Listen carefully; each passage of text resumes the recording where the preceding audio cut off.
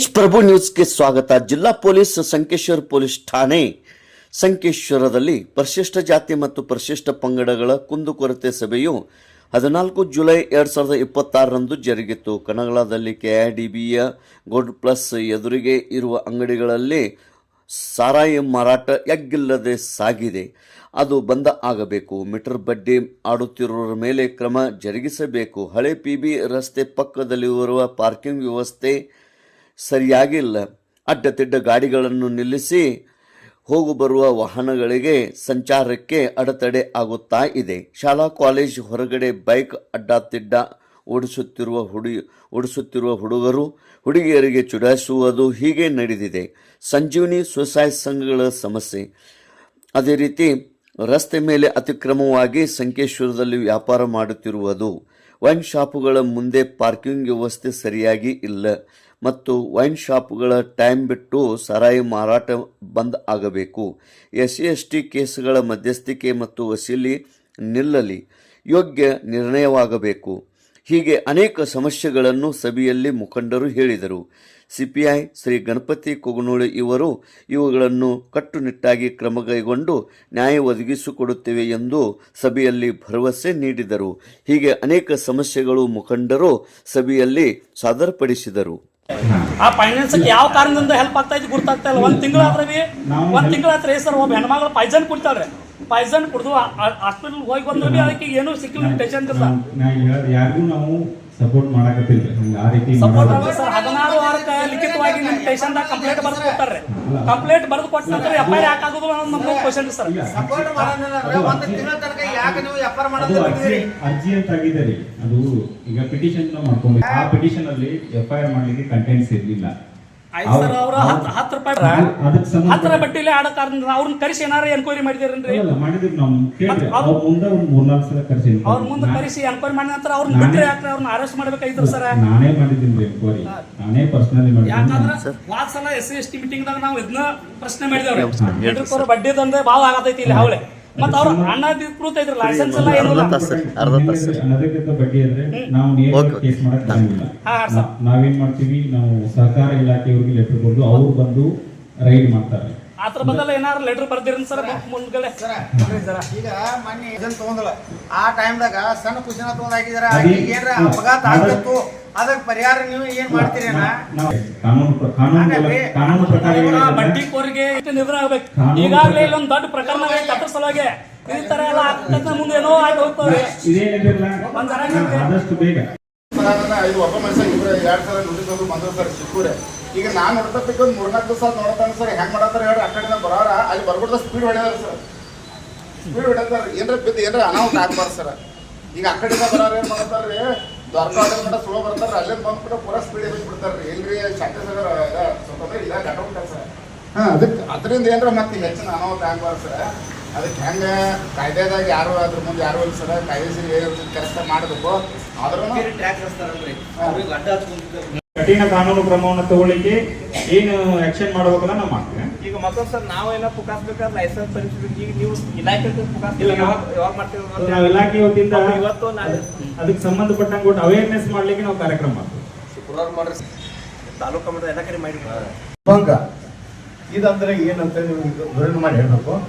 ಆದ್ರೆ ನನ್ನ ಹೊಲದಾಗ ಶಾಂತಿ ಭಂಗ ಅಂತ ಹೆಂಗ್ ಆಗ್ತೈತಿ, ಹೊಲದಾಗ ಜಗಳ ಹೆಂಗ್ ಆಗ್ತೈತಿ, ನಾಗರಿಕರಿದ್ರ ಜಾಗದಾಗ ಸಾರ್ವಜನಿಕ ಪ್ಲೇಸ್ ಇದ್ರೆ ಅಷ್ಟೇ ಶಾಂತಿ ಭಂಗ. ಆದ್ರೆ ನನಗೆ ಈಗ ಸದ್ಯ ತಹಶೀಲ್ದಾರ್ ನೋಟಿಸ್ ಸ್ವತಃ ಎಸೆದು ನನಗೆ ಬಂದದ. ಆದ್ರೆ ಶಾಂತಿ ಭಂಗ ಸಾರ್ವಜನಿಕ ಇತ್ತು ನನಗೆ ಒಪ್ಪತ್ತೇನೆ. ನನ್ನ ಹೊಲ ನಾನು ಬಿತ್ತನೆ ಮಾಡಬೇಕು, ನಂದೆಲ್ಲ ತಗೋಬೇಕು, ನಾ ಬೇರೆದವ್ರಿಗೆ ಏನಿಲ್ಲ. ಅವ್ರ ಹೆಸರು ಇದ್ರೆ ನಾವು ಕೊಡ್ತೀನಿ, ಕೊಡಕ್ಕೆ ಇದು ಇಲ್ಲ. ಆದ್ರೆ ಅಲ್ಲಿ ಶಾಂತಿ ಭಂಗ ಅಂತ ಸರಿ ನಂಬರ್ ಹಾಕಿದ. ಸದ್ಯ ಹೇಳ್ಬೇಕಂದ್ರೆ ಎಲ್ಲರಿಗೂ ನೋಡ್ರಿ, ಗೃಹ ಮಿನಿಸ್ಟರ್ ಕಳಿಸ್ಬೇಕಾಗಿತ್ತು. ನನಗೆ ಸತ್ಯವಾಗಿ ಕಳಿಸ್ತೇನೆ, ಪೊಲಿಟಿಷಿಯನ್ ಹಿಂಗೆ ಮಾಡಿದಾರಂತೆ. ಉತ್ತಾರದಿಂದಾಗಲಿ ಈಗ ಆಜುಬಾಜು ಹಳ್ಳಿದಿಂದ ಡಿಮಾರ್ಟ್ ಸರ್ಕಲ್ದಿಂದ ಹಿಡಿದ್ರಿ ಇಂಗ್ಲೀಷ್ ತನಕ ನೈಟ್ ನೀವು ಡೈಲಿ ನೋಡ್ರಿ, ಒಂದು ಹುಡುಗಿ ಲಪ್ಪಣ, ಒಂದು ಡ್ರಗ್ಸ್, ಒಂದು ಕಂಟಿನ್ಯೂ ನಡೆದಿತ್ತು. ಲಾಸ್ಟ್ ಟೈಮ್ ಸೊಲ್ಲಾಪುರ ಹೊಳಕ್ಕೆ ಆಗಿದ್ರಿ. ಆ ಟೈಮ್ ರೀ ಆಯುಷ್ನವ್ರಿ ಬುಲೆಟ್ ಸರ್ ತೆಗ್ಯಾನಿಲ್ಲ ಸರ್. ಟ್ರಾಫಿಕ್ ಫುಲ್ ಆಗೈತ್ರಿ. ಆಮೇಲೆ ವೈನ್ಸ್ ಬಂದೈತೆ, ಪಾರ್ಕಿಂಗ್ ಭಾಳ ಆಗೈತೆ ಸರ್. ಆಮೇಲೆ ಸ್ಕೂಲ್ ಮುಂದೆ PSC ಮುಂದೆ ಸರ್ ಬುಲೆಟ್ ಹಚ್ತಾರೆ ಸರ್ ತಮಿಳ್ನಾಡವ್ರಿ. ಅದಕ್ಕೆ ಈಗಾಗಲೇ ನಾವು ಪಂಚಾಯತಿ ಪ್ಲಾನ್ ಮ್ಯಾನೇಜರ್ ಕರೆದು ಈಗಾಗಲೇ ಹೇಳಿದೆವು ಸರ್. ನಮ್ಗೆ ಒಂದು 10 ವರ್ಷ ಅಂತ ಅವ್ರು ಕಂಟಿನ್ಯೂ ಚಾಲು ಮಾಡಿದ್ದಾರೆ ಸರ್. ಒಟ್ಟೆ ಕೇಳಿದ್ರೆ ಅವ್ರು ಯಾರು ನೀವು ದಯವಿಟ್ಟು ನಿಮ್ಮ ಡಿಪಾರ್ಟ್ಮೆಂಟಿಂದ ಅವ್ರು ಯಾರು ಪ್ಲಾನ್ ಮ್ಯಾನೇಜರ್ ಚರಾಣಿ ಸರ್ ಅದಾರಲ್ಲ ಅವ್ರು ಯಾರು ನಿಮ್ಮ ಡಿಪಾರ್ಟ್ಮೆಂಟ್ ನೋಟಿಸ್ ಕೊಡ್ಬೇಕು ಸರ್. ಅವ್ರು ಆಲ್ರೆಡಿ ಅದೇ ದಿನ ಅವ್ರಿಗೆ ಮಾತಾಡೋ ವ್ಯವಸ್ಥೆ ಮಾಡ್ಕೋತೀವಿ ಅಂತ ಹೇಳಿದ್ದಾರೆ. ಮತ್ತು ಅದಕ್ಕೆ ಸಂಬಂಧಪಟ್ಟಂಗೆ ನೋಟಿಸ್ ಕೊಟ್ಟು ಅದನ್ನು ಕ್ಲಿಯರ್. ಹೈಸ್ಕೂಲ್ ರೀ ಕನ್ನಡ ಶಾಲೆ ಇದೆ. ಅಲ್ಲಿ ಸಾಯಂಕಾಲ ಎಲ್ಲ ಊರಾನವ್ರು ಬಂದು ಡ್ರಿಂಕ್ ಅಲ್ಲೇ ಹೈಸ್ಕೂಲ್ದಾಗ ಮಾಡ್ತಾರೆ. ಹೈಸ್ಕೂಲ್ ರೀ ಡ್ರಿಂಕ್ ಇಸ್ಪೇಟ್ ಅಲ್ಲೇ ಚಲೋ ಸರ್. ಅದನ್ನು ಕೂಡ ನಾವು ಈಗ ಪಂಚಾಯತ್ ಮತ್ತು ಅದ್ರ ವಾಯಿಸ್ ಮುಂದ್ಗಡೆ ಎಲ್ಲ ಫುಲ್ ಅಲ್ಲೇ ಕೂತ್ ಕುಡಿಯತ್ತಾರೆ ಸರ್. ಈಗಾಗಲೇ ವಿಠಲ್ ಸರ್ ಒಂದ್ಸಲ ಹೇಳಿ ಆ ಮಾಲಕರಿಗೆ ಫೋನ್ ಮಾಡಿ ವಾರ್ನಿಂಗ್ ಮಾಡಿರಿ ಸರ್. ಮತ್ತು ಹೈಸ್ಕೂಲಾಗ ಕಂಪಲ್ಸರಿ ಸರ್ ಕ್ಯಾಮ್ರಾ ಬೇಕು ರೀ. ಹೈಸ್ಕೂಲಾಗ ಕನ್ನಡ ಶಾಲೆ ರೀ. ಆಯ್ತು, ಅದನ್ನು ಕೂಡಿಸೋ ವ್ಯವಸ್ಥೆ ಮನೆಗೆ ಬಂದು ಇದನ್ನು ಮಾಡೋಯ್ತಿರದ ಡಿ ಎಲ್ಗಳು ಇವರ ಬೇಲುಗಳು ಅಲ್ರಿ, ಅವ್ರು ಏನು ಮಾಡ್ತಾ ಇದ್ದಾರೆ, ಗುಡಿ ಒಳಗೆ ಕೊಂಡ್ತಾ ಇದ್ದಾರೆ. SC ST ಮನೆಗಳಿಗೆ ಬರ್ತಾ ಇಲ್ಲ. ಗುಡಿಗೆ ಒಳಗೆ ಯಾಕೆ ಕೂತಾರೆ ಕೇಳಿ ನಾವು ಸ್ವತಃ ವಿಡಿಯೋ ಮಾಡ್ಕೊಂಡು ಬಂದ್ರೆ ಭೀ ನಮ್ಮ SC ST ಮನೆಗಳಿಗೆ ಬರ್ತಾ ಇಲ್ಲ. ಅದು ಅವ್ರು ಪ್ರತಿಯೊಂದು ಮನೆಗೆ ಬರೋ ಥರ ಮೇಲೆ ಮಾತಾಡಿ ಅದನ್ನ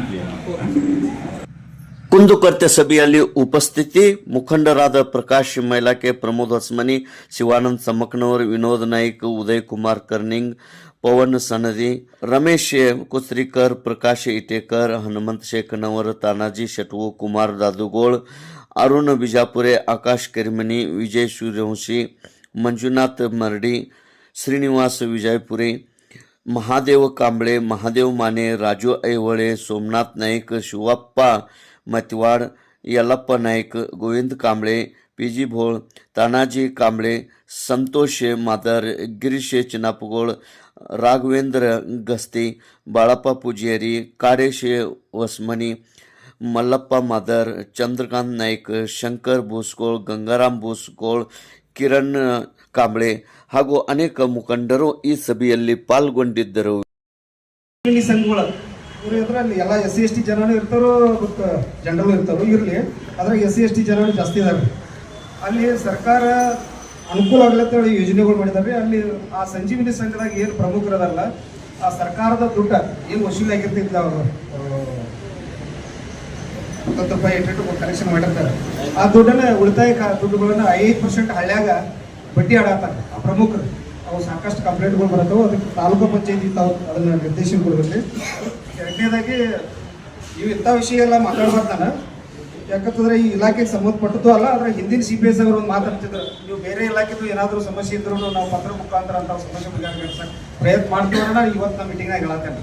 ಎರಡನೇದು ಅಂತಂದ್ರೆ ಕನಗಲ ಸರ್ಕಾರಿ ಆಸ್ಪತ್ರೆದಾಗ ಯಾರು ಒಬ್ಬರು ವೈದ್ಯರಿದ್ದಾರೆ. ಅವ್ರ ಪಾಪ ಅವ್ರಿಗೆ ವೈದ್ಯರಿಗೆ ಏನು ಸಮಸ್ಯೆ ಐತಿ ಗೊತ್ತಿಲ್ಲ, ಟ್ರೀಟ್ಮೆಂಟ್ ಒಳ್ಳೇದು ಕೊಡ್ತಾರೆ. ಆದರೆ ಅವ್ರು ಬೆಳಗ್ಗೆ 11 ಗಂಟೆಗೆ ಬರೋದು, ಮಧ್ಯಾಹ್ನ 3 ಗಂಟೆಗೆ ಹೋಗಿರ್ತಾರೆ. ಅಂದ್ರೆ ಮಧ್ಯಾಹ್ನ 3 ಗಂಟೆ ಮುಂದೆ ಅಪಘಾತ ಆಗಬಾರ್ದಾನೆ, ಯಾಕಂದ್ರೆ ಹವೇ ಐತಿ ಅದು. ಅಲ್ಲಿ ಸಾಕಷ್ಟು ಇಂಡಸ್ಟ್ರಿಯಲ್ಗಳು ಬಂದಾವೆ, ಅಲ್ಲಿ ಏನೇನೋ ಆಗಿರ್ತಾವ್ರ ಪಾಪ. ಇಂಡಸ್ಟ್ರಿ ಹೊಸ ಕಟ್ಟೋಂಥ ಯಾರು ಮೇಸ್ತ್ರಿಗಳಿಗೆ ಯಾರ್ಯಾರು ಏನೇನೋ ಆಗಿರ್ತಾವೆ. ಅಲ್ಲಿ ಹೋದಾಗ ಅಲ್ಲಿ ಇದನ್ನು ಇರೋದಿಲ್ಲ, ಡಾಕ್ಟ್ರೇ ಇರೋದಿಲ್ಲ. ಅದಕ್ಕೆ ಇನ್ನೊಬ್ರು ಡಾಕ್ಟರ್ ಕೊಡಿಸುವಂಥ ವ್ಯವಸ್ಥೆ ತಾವು ಕೂಡ ಸರ್ಕಾರಕ್ಕಾಗಲಿ ತಮ್ಮ ಸಂಬಂಧಪಟ್ಟ ಇಲ್ಲ ಮೇಲಾಧಿಕಾರಿಗೆ ಬರೀರಿ, ಯಾಕಂದ್ರೆ ಇದು ಸೀರಿಯಸ್ ವಿಷಯ ಇರ್ತಾರೆ. ಇವಾಗ ಈಗ ಹೋದ ತಕ್ಷಣ ಏನು ಮಾಡ್ತೀರಿ, ಸ್ಟೇಷನ್ದಾಗ ಹೆಸರು ಬರ್ಕೊಟ್ರಿ, ಏನು ಜಾತಿ ಏನು ಅಂತೆಲ್ಲ ಬರ್ಕೊತಾರೆ. ಈ ಜಾತಿ ಆಧಾರ ಮೇಲೆ ನೀವು ಏನು ನಮ್ಮಲ್ಲಿ ನೀವು ಇದು ಮಾಡ್ತಾರೋ ಏನೋ ನಾವು ಗೊತ್ತಾಗ್ತಾರೆ. ಅಲ್ಲ ನನಗೆ ಹಿಂಗೆ ಸಂಶಯಗಳಾಯ್ತು. ನೀವೇನು ಮಾಡ್ಬೇಕ್ರಿ, ಯಾರೇ ಇರಲಿ, ಯಾರು ಒಬ್ಬರು ಟಾಪ್ ಬರಲಿ, ಯಾರು ಹೊಸ ಡ್ರೆಸ್ ಹೊಸ ಹಾಕೊಂಡು ಬರಲಿ, ಒಳಗೆ ಕರೋದು, ನೀವು ಒಂದು ಜನ ದಂಡಿ ಕೊಡಪ್ಪ ಸುಳ್ಳು ಇಂಥದ್ದು ಬೇಡ. ರಾತ್ರಿ 12 ಗಂಟೆಗೆ ಮಾಡ್ರಿ, 1 ಗಂಟೆಗೆ ಮಾಡ್ರಿ. ನನ್ನ ಯಾವತ್ತೂ ಕೂಡ ನಾವು ಸಮಸ್ಯೆಗಳನ್ನ ಕೇಳಿ ಬಗೆಹರಿಸಲಿಕ್ಕೆ ಮುಂದೆ ಇರ್ತೀವಿ. ಮತ್ತೆ ಏನೇ ಇದನ್ನ ಹೊರತುಪಡಿಸಿ ಮತ್ತೆ ಏನೇ ಸಮಸ್ಯೆಗಳಿದ್ರು ಕೂಡ ತಾವು ನಮ್ಮ ಠಾಣೆಗೆ ಯಾವಾಗಾದರೂ 24/7 ತಾವು ಬರ್ಬೋದು, ಸಮಸ್ಯೆಗಳನ್ನ ಹೇಳ್ಕೋಬೋದು. ಆ ಎಲ್ಲ ಸಮಸ್ಯೆಗಳಿಗೆ ನಾವು ಕಾನೂನಾತ್ಮಕವಾಗಿ ಏನು ಪರಿಹಾರ ಮಾಡಬೇಕಲ್ಲ ಪರಿಹಾರ ಮಾಡ್ತೀವಿ. ಮತ್ತೆ ಬೇರೆ ಇಲಾಖೆಗಳಿಗೆ ಸಂಬಂಧಪಟ್ಟಂತಹ ಏನೇ ಸಮಸ್ಯೆಗಳಿದ್ರು ಕೂಡ ಅವುಗಳನ್ನು ತಾವು ನಮ್ಮ ಗಮನಕ್ಕೆ ತಂದ್ರೆ ನಾವು ಸಂಬಂಧಪಟ್ಟ ಇಲಾಖೆ ಮುಖ್ಯಸ್ಥರಿಗೆ ಲೆಟರ್ಗಳನ್ನು ಮಾಡ್ತೀವಿ. ಮತ್ತೆ ಅವರಿಗೆ ಮಾತಾಡಿ ಆ ಸಮಸ್ಯೆಗಳನ್ನ ಬಗೆಹರಿಸುವಂತಹ ಕೆಲಸಗಳನ್ನ ನಾವು ಮಾಡ್ತೀವಿ ಅಂತ ನಾನಿಲ್ಲಿ ಭರವಸೆಯನ್ನು ಕೊಡ್ತಾ ಇದ್ದೀನಿ. ಎಲ್ಲರೂ ತಾವು ಸಭೆಗೆ ಬಂದು ತಮ್ಮ ಸಮಸ್ಯೆಗಳನ್ನ ಹೇಳಿದಿರಿ. ಈ ಒಂದು ಸಭೆಯನ್ನ ಯಶಸ್ವಿಗೊಳಿಸಿದಿರಿ. ಇಲ್ಲಿರುವಂಥ ಎಲ್ಲರೂ ನಮ್ಮ ಪ್ರಮುಖ ಮುಖಂಡರಾಗಿರ್ಬೋದು, ನಮ್ಮ ಸಂಕೇಶ್ವರ ಪೊಲೀಸ್ ಠಾಣಾ ವ್ಯಾಪ್ತಿಯ ಯಾವುದೇ SC ST ಸಮಸ್ಯೆಗಳಿದ್ರೂ ಕೂಡ ತಾವು ಬಂದು ಸಮಸ್ಯೆಗಳಿಗೆ ಹೇಳಿದ್ರೆ ಆ ಸಮಸ್ಯೆಗಳಿಗೆ ಪರಿಹಾರ ಕೊಡುವಂಥ ಕೆಲಸವನ್ನ ನಾವು ಅತಿ ಶೀಘ್ರವಾಗಿ ಪರಿಹಾರ ಕೊಡುವಂಥ ಕೆಲಸವನ್ನ ನಾವು ಪ್ರಾಮಾಣಿಕತೆಯಿಂದ ಮತ್ತು ಕಾನೂನಾತ್ಮಕವಾಗಿ ಮಾಡ್ತೀವಿ ಅಂತೇಳಿ ನಾನು ತಮ್ಮೆಲ್ಲರ ಮುಂದೆ ಭರವಸೆಯನ್ನು ಕೊಡ್ತಾ ಇದ್ದೀನಿ.